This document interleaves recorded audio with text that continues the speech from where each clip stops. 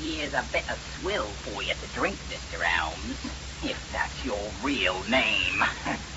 I won't drink it. You'll drink it all right. On account of that's all you'll be getting to drink for the next week.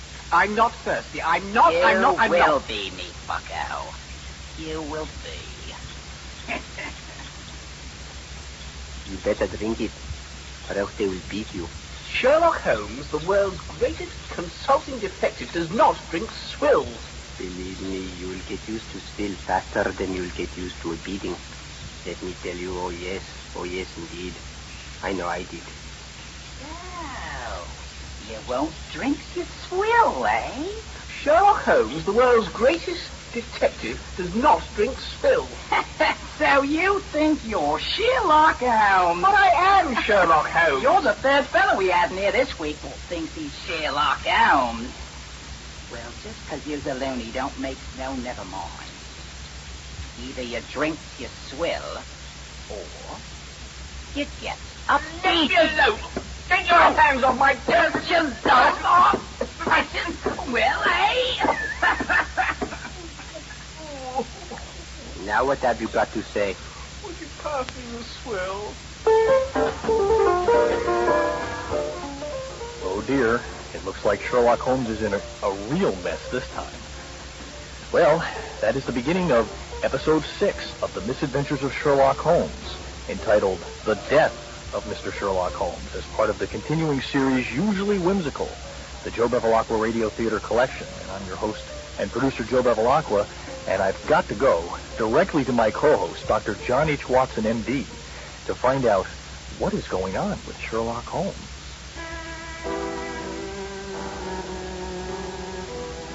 How did the great detective end up in a Bombay prison cell in 1893? In order to answer that complex question, I must go back to 1891. It all began when I, Dr. John H. Watson, devised a rather clever plot in order to increase the dwindling sales of my books at the expense of my dear friend who shared my lodgings at 221B Baker Street, London. Are you all packed for your holiday abroad, Holmes? Yes, Watson. I've sent for Billy the page boy. He'll bring my bags down to the carriage. Then it's off to the moors for a well-deserved rest at the home of my dear friend, Charles Baskerville. From there, I'll be off to India via a steamer. Are you sure you don't need me here? No, my dear fellow. I shall be quite busy putting the finishing touches on our latest adventure. What is it called? The Final Problem. Sounds exciting. Do I come off well in it? I portray you as the master of all evildoers that you are, Holmes. May I sneak a peek at it? You may read all about it when you return from your holiday. The suspense will be killing me the whole time I'm away. Yes, I'm quite sure of that. That's Billy. Enter, oh young but very wise and tactful page. I've come to take you away, Mr. Holmes. You sound as if I wasn't ever coming back. It is a fantasy of mine. I don't know what you mean, dear Billy. Are you kidding? With you out of the picture, maybe there'd be more room in them books for me. It ain't easy being bitter when you're only 8 years old. Billy, I never knew any of this. I've got no personal grudge against you, Mr. Holmes. Oh, call me Shirl. Isn't it time for you to leave, Shirl? Well, Shirl, there was a time or two when you made it known you was fond of me, a civil and street urchin, but you arranged for no scholarship. I didn't even know you could read. Oh, I could read all right, between the bloody lines. It's no great jumping up and down pleasure being an incidental character, let me tell you right off. But, Billy, do show some appreciation. If it weren't for my giving you a small role in the adventures, you'd be out on the street with the rest of the Baker Street irregulars. As it is now, I personally arranged for you to have free digs down on the corner. I know, and they're demolishing the hotel I'm in day after tomorrow. Disease-ridden. That's why you got me in for half rights. The rats left 2 days ago. There's one sick rat still there. I'd give blood for it before I come over here. The price you pay for not being interesting enough to be a pivotal character, Billy. I was pivotal enough to help Shirley up on the bloody matter in stone. never wrote that one. A complete forgery. You mean to tell me the only chance I had to advance the plot and it wasn't in one of yours? Mr. Holmes, you can bring your own blooming bags down. Please, don't blame me for all this, Billy. Blame Watson. He was the scrivener. And you wrote the bloody tart, too. I never had enough lines or meaningful dialogue to build me a one-man show to do in the provinces.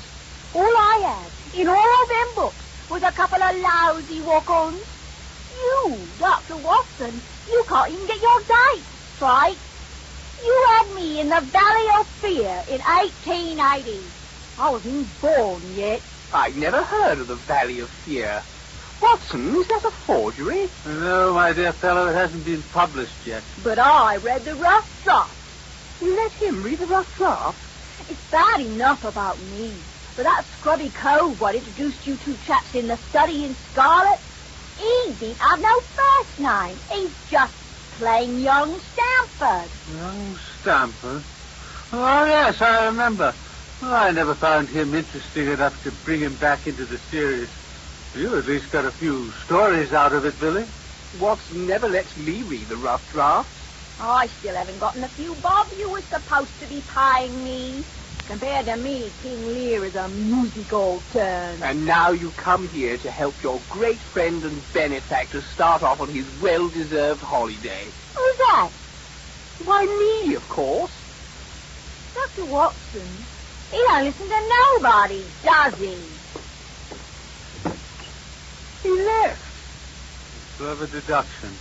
Watson, how come you never let me read your rough drafts? I'll do better than that, Holmes. I'll let you help me write the final problem. You will? Oh, goody, what do I have to do?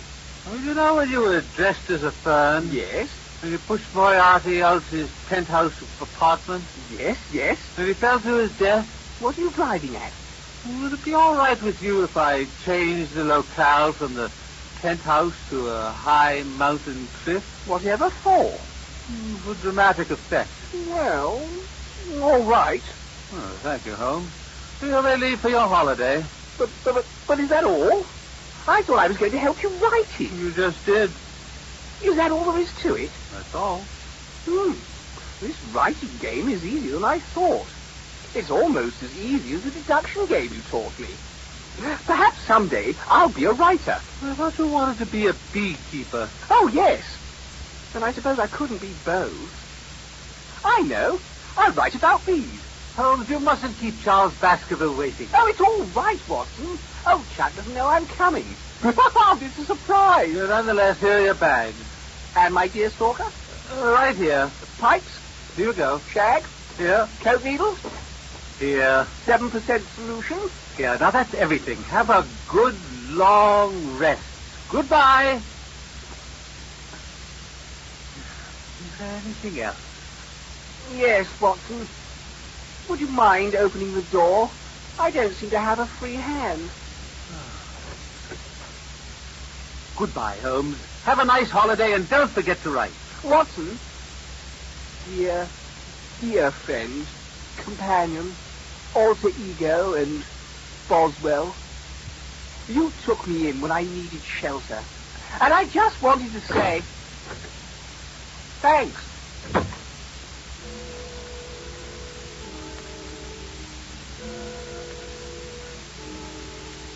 Dear Watson, having a wonderful time at the moors.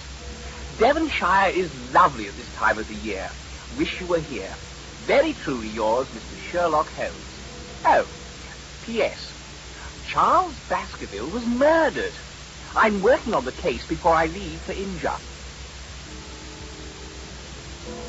Dear Watson, the Baskerville case is most complex. I'm not sure if I understand it myself. Something to do with the ghost of a hound dog in league with the devil. Personally, I don't believe in ghosts, but I did see it. A glowing dog. Can't explain it, can you, Sherlock Holmes? Dear Holmes, don't worry about the glowing dog. It's not a ghost, dear fellow. He probably fell into a vat of phosphorescent paint. Either that or he was a figment of one of your drug-induced dreams. I can't answer any more letters. I'm very busy finishing your adventure. Just arrest Henry Baskerville for the murder. You never liked him anyway. Go off to India and leave me alone. Your humble friend and biographer, John H. Watson. Now, to finish my story. A few words may suffice to tell the little that remains. An examination by experts of that rocky cliff leaves little doubt that a personal contest between the two men, Holmes and Moriarty, ended as it could hardly fail to end in such a situation, in their reeling over, locked in each other's arms. Eddie! Eddie, your paper! Read all about it! Sherlock Holmes, dead! New manuscript from Dr. Watson reveals plummet of rocky cliff! Eddie! Eddie, your paper! Sherlock Holmes, dead! Miss Adler, Miss Irene Adler, I'm from the London Times. Can you say a few words about the late Sherlock Holmes? I'm too smitten with grief. Shirl and I was almost a thing, you know. How about Sherlock's relations with you, Miss Adler? We never had no relations. He never had no relations with any girl. I used to say to Dr. Watson, Dr. Watson, what am I going to do about Shirley? He's not interested in me at all. And Watson used to say to me, stop calling him Shirley. That should help. How wonderful and heartwarming. And you, Mrs. Hudson, what do you remember most about Sherlock Holmes? Sherlock Holmes was a queer old lad. He'd barge into my flat, sniff the kitchen, and deduce his dinner. It was food for thought, but he never ate any. Isn't this wonderful and heartwarming, Dr. Watson? Quite heartwarming. Much more meaningful than wrapping a towel around your chest, I always say.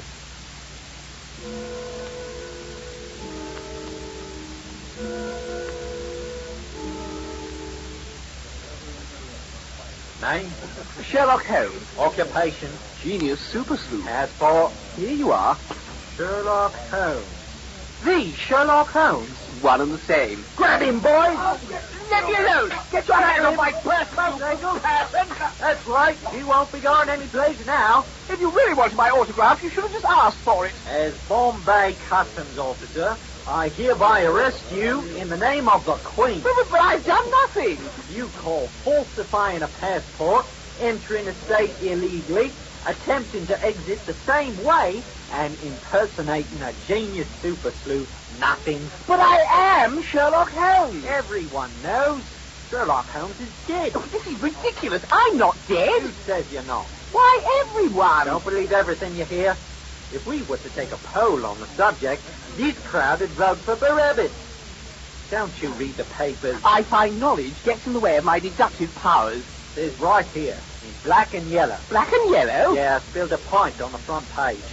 It said, Sherlock Holmes, eulogized today. You're in a great deal of trouble, friend. Here, what's this in your luggage? A packet of... Yeah, cocaine-like solution. I'll keep that for myself. Okay, take him away, boys. You can't impersonate a hero loved the world over and get away with it. What would my mother say? Oh, and thanks for the cocaine.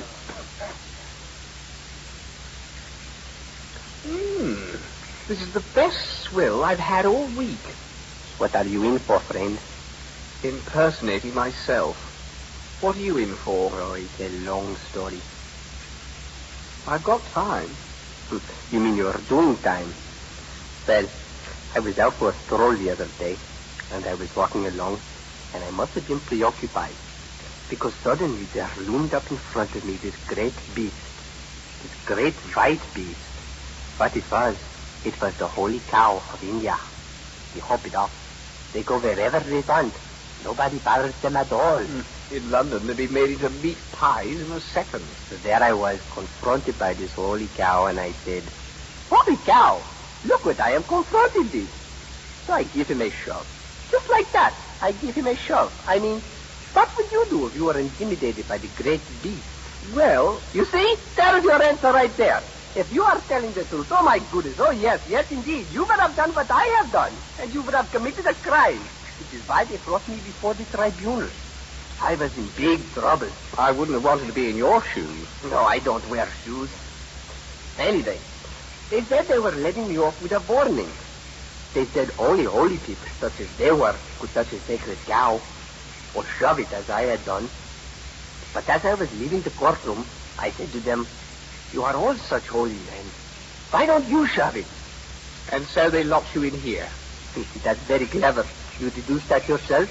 Deduction's my game. I really am Sherlock Holmes. I've been following your exploits since I was knee-high to a mongoose. I particularly like the Peggle Band. I haven't read it. Do I come across well? Oh, yes, you come off as a master of detection. Oh, good. It is that Dr. Watson. He has got some imagination. I do not wish to discuss it. What's your name? Mohandas Gandhi. But you can call me Mahatma. Everybody does. Mahatma? Well, actually, nobody calls me that. Not yet. I hope to earn the title. This holy cow business was really no big deal, but it could hurt me. You see, I want to start a passive resistance movement to promote peace. I'm going to South Africa next week to get beat up. Then, when I come back here to India, I'll shave my head and everybody will follow me. So don't you tell anybody about me shoving that cow. I don't understand. Would you follow a peace movement started by a man who shoved a cow? Ah, I see what you mean. They're letting me out of here tomorrow. When do you get sprung? I'll be in here forever. Unless what? We could switch clothes. I could leave as you. But then how will I get out? But when they realize you're really you and I'm really me, but you're still here and I'm gone, and I'm not you, but me, and I you're... get these picture. Here, put on my dhoti. Is that what that is? I thought you were wearing a diaper. I punch you right in the nose. But I'm a positive. And so, in 1894, 3 years after he left, on a 4-month holiday, Mr. Sherlock Holmes returned to our lodgings at 221B Baker Street.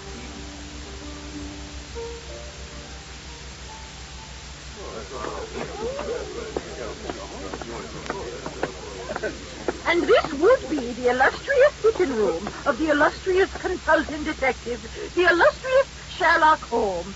Step inside. Crowd around the fireplace. And please, drop your half crowns in the coin box. What does she mean by would-be, Lester? How should I know, Hester? I say would be because the illustrious Sherlock Holmes is no longer with us. May the good saints preserve him. The illustrious Sherlock Holmes was born in 1854 in the illustrious village of Sussex, the descendant of country squires, and the grandson of a sister of a third cousin of the illustrious French artist Vernet. What does she mean by he's no longer with us, Lester? How should I know, Hester? I say he's no longer with us because the illustrious Sherlock Holmes is dead. It was during the 2 years he spent in college that... He's dead, Lester? How should I know, Hester? It was during his college years. Well, you're the one who wanted to take this tour. I mean, I wanted to go to the changing of the guard, but you wanted to see where Sherlock Holmes lived. During your 2 years You at can college. see the changing of the guard tomorrow, At Hester. college, Tomorrow, we're going back to Brooklyn. When we first made this trip, you said we'd get to see the changing of the guard. Don't bug me, Hester, or we'll go home today. At college, Holmes decided to make a profession of his hobby, deduction. I didn't even want to visit England. I wanted to spend our vacation in France. But no, we had to visit every bar or pub in London. So what's wrong with a little culture? And over here, we have a like a drink. That's your problem, Lester. Here's a very That's interesting it. one. Let's go Where are you going, Lester? home today. And so are you, Hester. Well, I don't think it's very polite to leave right in the middle of our tour. Wait! What about my hot crown? And here we have a wax statue of the late, illustrious Sherlock Holmes. Careful attention was paid to every detail of this life-size masterpiece. It looks...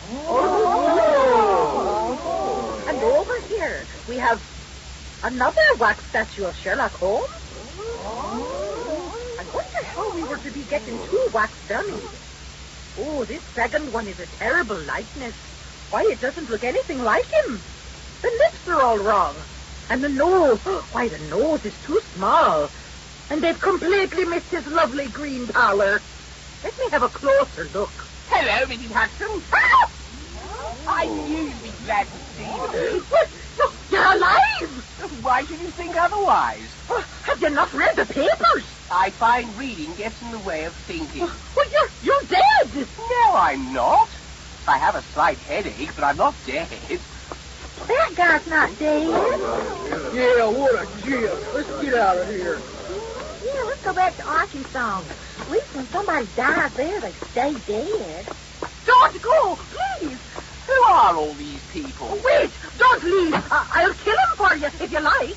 Wait, what about my hot crown? Your friends aren't very polite. Where's Watson? Dr. Watson?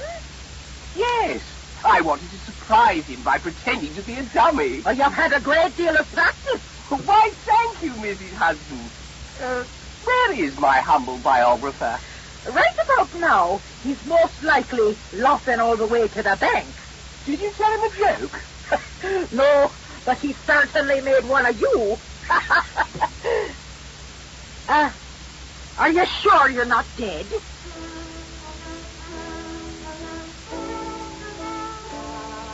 Dressed in Gandhi's diaper. Doty. I believe the term is doty. No, it was clean. Dressed in Gandhi's dhoti, which looks very, very much like a diaper, I stowed away on The Matilda Briggs. Yes. After a short journey To the island of Sumatra. right again, during which it was necessary for me to Room with a pack of rats. I was mistaken for... Mohandas Gandhi. I was then shipped off to... South Africa. Where I was promptly Beaten up. in his place. Watson, how do you know all this? A series of calculated deductions? No, Holmes, I know every move you've made since you left here 3 years ago. You mean to say you were privy to the entire series of events? Of course, old fellow. Who do you think set the whole thing up? Watson, you... No, Holmes. I had to get you out of the way in order to publish the story of your death. We'd made quite a large sum at the bookstalls. The public ate it up. The final problem is now in its third printing. Watson, you... Oh, please, don't be too hard on me, dear fellow. Now, this is a weakness of mine. I simply couldn't resist the thought that the demise of the master logician, Sherlock Holmes, would boost my sagging book sales. There are a few things that have been on my mind for years, Watson. Oh, no. For one thing, we never did have our little talk when you were still keeping your writing a secret from me. That was 10 years ago. 6. Whatever. Why didn't we have our little talk? You never made an appointment. Oh, yes, I'd forgotten. Well, at any rate, I've been very quiet over the years. I've let you do most of the talking and writing. And now my trip abroad has given me distance from you. It has afforded me a chance to reflect upon our relationship, to put it in proper perspective. In short, Watson, I've grown. Watson, sit down. Oh, dear. Watson. You sold stories about me all over the world. For years you did it without my knowledge. You raked in a great deal of money. You padded my adventures with a long list of fabrications.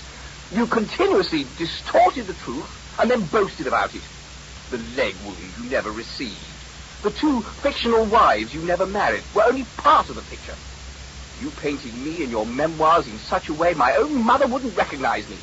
And now, Watson, you dramatize, completely concoct my death out of thin air.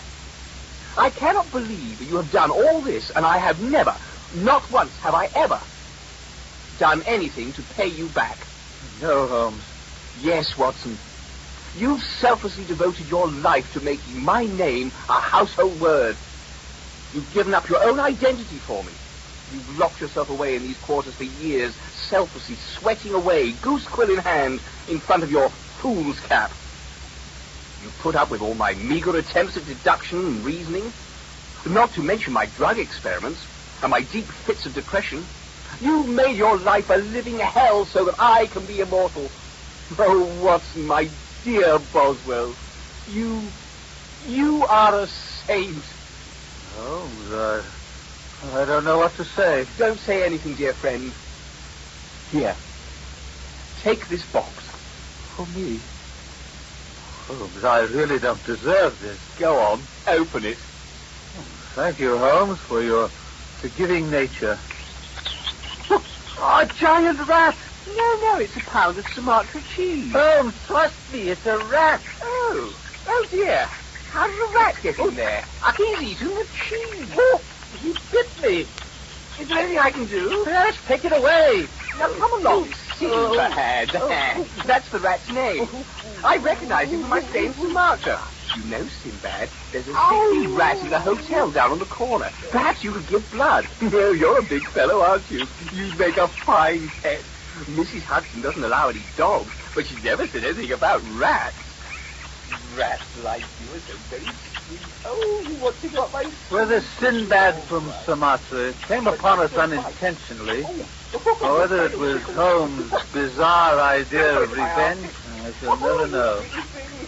Either way, his preposterous prattle on the virtues of my person did succeed in doing one thing.